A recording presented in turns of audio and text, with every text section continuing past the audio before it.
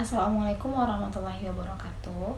Perkenalkan, saya Tiara Permatasari dengan NIM 241291189 dari seksi 24 PB05 akan mempresentasikan media saya berupa diorama macam-macam norma dengan mata kuliah pendidikan nilai dan moral dengan dosen pengampu Bapak Raffi Febrian Putra SPD MPD. Nah, teman-teman, norma itu sendiri adalah aturan atau pedoman hidup yang mengatur perilaku manusia dalam kehidupan bermasyarakat. Norma ini sendiri berfungsi untuk menciptakan keteraturan sosial dan juga menjaga hubungan antar individu agar tetap harmonis. Nah, ada 4 macam norma yang ada dalam kehidupan kita. Ada norma agama, norma hukum, norma kesopanan, dan juga norma kesusilaan, dimana kita akan ngebahas apa itu keempat norma itu dan juga macam-macam perilaku yang termasuk dalam golongan norma tersebut. Nah, norma yang pertama di sini adalah norma agama. Norma agama itu sendiri adalah norma yang bersumber dari ajaran agama dan kepercayaan terhadap Tuhan yang memiliki ciri-ciri absolut, artinya tidak bisa diubah. Kemudian jika kita melanggarnya, kita akan mendapatkan dosa.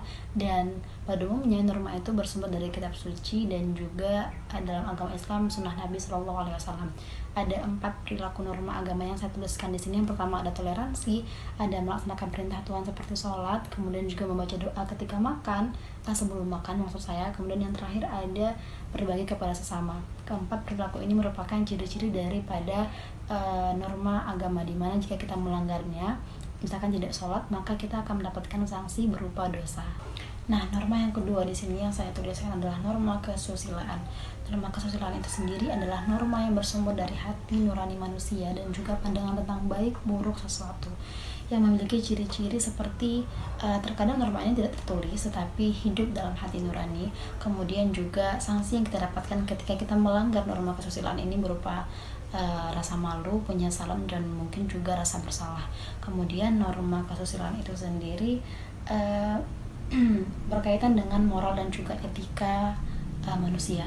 Di sini ada beberapa perilaku yang saya tuliskan, ada menyayangi orang tua, kemudian juga tidak membuang sampah sembarangan, berperilaku adil dan juga amanah, serta tidak merokok di tempat umum. Ini merupakan contoh sikap norma kesusilaan, di mana jika kita melanggarnya, maka ada sanksi yang berupa rasa bersalah, rasa malu, dan juga bahkan penyesalan yang kita dapatkan. Nah, selanjutnya yaitu norma hukum. Norma hukum ini berbeda dengan norma sebelumnya. Jika tadi norma kesusilaan itu tidak tertulis, maka norma hukum justru tertulis.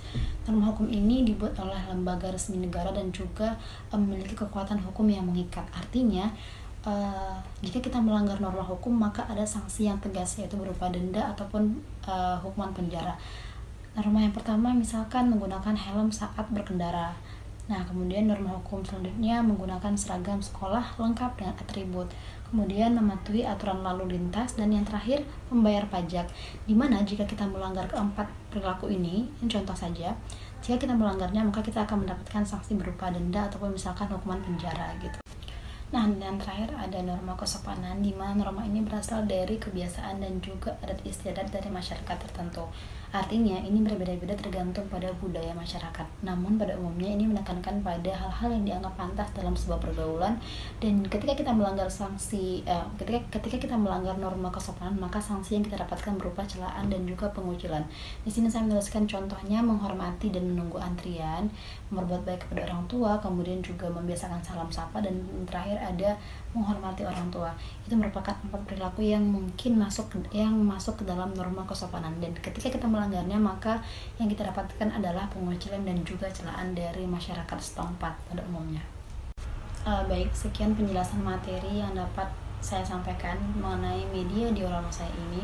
Kemudian izin Bapak, sebelumnya saya juga sudah menambahkan alat di bawah media saya ini berupa alat putar, sehingga kita bisa memutarnya secara otomatis tanpa harus menggerakkan media itu sendiri. Kemudian saya juga menambahkan biodata diri di bagian atas berupa nama, NIM, dan juga mata kuliah serta dosen pengampu, yaitu Bapak Raffi Febrian Putra SPD MPD. Terima kasih sebelumnya atas perhatiannya Bapak dan teman-teman.